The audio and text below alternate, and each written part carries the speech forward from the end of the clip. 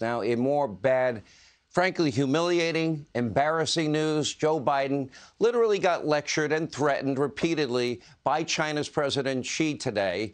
Now, it was beyond pitiful. I was embarrassed for my country, humiliating for the entire country.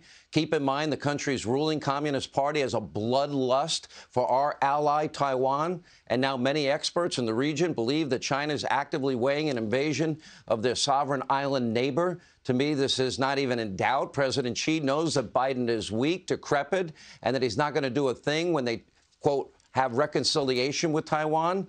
When this was discussed during today's lengthy phone call, China's dictator Xi, he threatened the U.S. He demanded Nancy Pelosi cancel an upcoming trip to Taiwan. The tyrant exclaimed, quote, "Those who play with fire will be perished by it." It is hoped that the U.S. will be clear-eyed about this. In response to this threat, what did your President Joey do or say?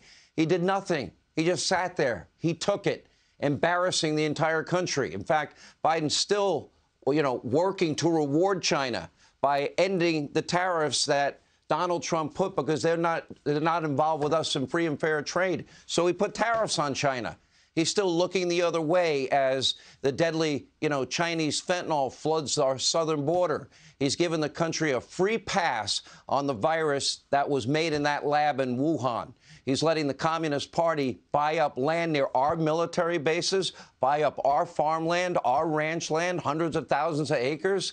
He sent 1 million barrels of our oil from our strategic reserves to China, and another 4 million to other countries around the world at a time when we're paying the highest price we've ever paid for gas and diesel in our country's history. And now Joe is cowering in fear and took a lecture and a threat from that dictator as they threaten our country. Joe, get a spine. Who the hell cares what President Xi thinks? You should have been lecturing him about the death and horror that China unleashed on the world, about how they treat minorities in their country. You should have demanded compensation for the well over 1 million Americans killed by the virus they tried to hide from the world. Remember, you could fly from Wuhan to any other part of the world, but if you were in Wuhan, you weren't allowed to fly anywhere into China. And if you're in any other part of China, you weren't allowed to fly to Wuhan. I wonder why. Why didn't you challenge them, Joe, on their unfair trade policies or their intellectual property theft? Sadly, Joe Biden was a wimp today. He showed nothing but weakness, nothing but appeasement. And, Joe, the next time, just hang up the phone if some dictator threatens you. Keep the tariffs, maybe double them. Support Taiwan. Greenlight Nancy Pelosi's trip instead of capitulation like you showed today. Make the communist Chinese know that there will be serious, deadly consequences for any invasion, because your weakness is inviting aggression. Only peace through strength works. You might want to start listening to your generals, Joe, if you can, focus long enough. But if you refuse to stand up for America and our allies, there will be serious questions about whether Joe Biden is compromised. Now, we do know his son, Hunter. Well, it's interesting. Why did Joe Biden, as he was canceling the Keystone XL pipeline, why did he give Vladimir Putin a waiver to build the Nord Stream 2 pipeline? Why is he giving, lifting tariffs in China? Why isn't he holding China accountable for COVID and other issues and intellectual property theft? Why is that? Could it be because the Biden family syndicate got a $1.5 billion deal with the Bank of China, Hunter running it, no experience whatsoever? In fact, the CCP funded the Biden family's lavish lifestyle for many years. What did they get in return? How compromised is the Biden family? Here now with reaction, the co-host of The Five, Geraldo Rivera, former senior counselor to President Trump, Kellyanne Conway. Geraldo, I know you're a patriot. I know you love your country. But you watch today this president. Are you not humiliated and embarrassed how weak our president was? We're getting threatened by him. I wouldn't put up with that for 5 seconds, and I'll tell you who else wouldn't have put up with it. A guy by the name of Donald J. Trump. He wouldn't take that crap from anybody. Well, the problem, I think, Sean, is that I don't know that President Biden knows what our policy is vis-a-vis China. Back in May, you'll recall, he was asked if he would use military force to defend Taiwan. Now, since the 1970s, as you know, since the Nixon-Kissinger days, we've had a policy of one China. There's the Chinese government in Beijing, and Taiwan is part of China. Now, what we've said is we have strategic ambiguity. We've hinted very strongly that if China were to try to take Taiwan by force, the United States would intervene. But now I don't know what our policy is. And that's what the problem is, that leads to confusion, and confusion leads to peril.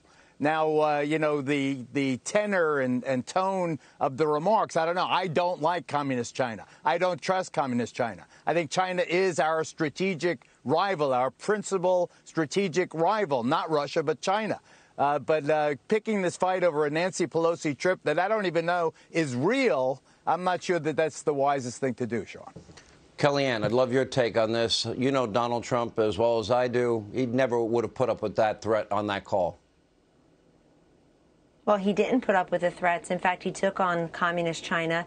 He took them on the Uyghurs, the persecution of the Uyghurs in China. He took them on fentanyl. I remember on December 1st, 2018, at the G20 in Buenos Aires, Argentina, President Trump took on President Xi about scheduling fentanyl and getting the heck out of our communities, out of our kids' bodies, guys. It's now the #1 killer of 18 to 45-year-olds in this country. Did Joe Biden ask President Xi about fentanyl? Did he hold him to account for the Uyghurs? Did he hold him to account for stealing our technology? Is he going to have this great trade deal that was enforceable and verifiable and written with between the Trump administration, between the USA and China in January of 2020, days before we all found out what coronavirus was and what COVID-19 would turn out to be? Did he talk to him about that virus? Look, I think the call today lasted 2 hours, but the call today actually started a year ago when President Xi and Vladimir Putin and the rest of us in this world saw a feckless and a reckless commander-in-chief and President Joe Biden withdrawing from Afghanistan in such a chaotic, deadly way, 13 service members lost, ignoring the advice of his generals. We all saw, including Xi and Putin, we all saw women and children running across that tarmac, the man hanging from the wing of the plane, and turning over control of Afghanistan to the Taliban. And so when an American president projects weakness, people, property, peace, and prosperity are endangered, and that's what we all saw today.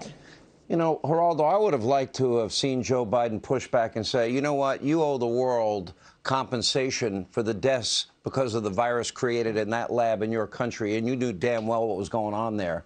I would have preferred that Joe Biden say, if you don't start free and fair trade, we're going to double down on our tariffs because we're going to insist that you start being a fair trading partner.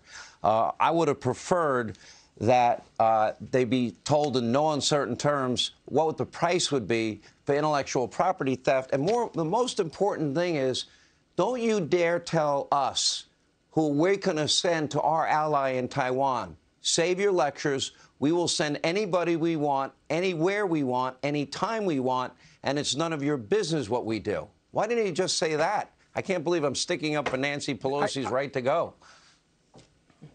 She has an absolute right to go, but we have to understand the consequences. The last time a Speaker of the House went, Newt Gingrich, it was 1997. China of 1997 has no resemblance to the much more powerful China of 2022.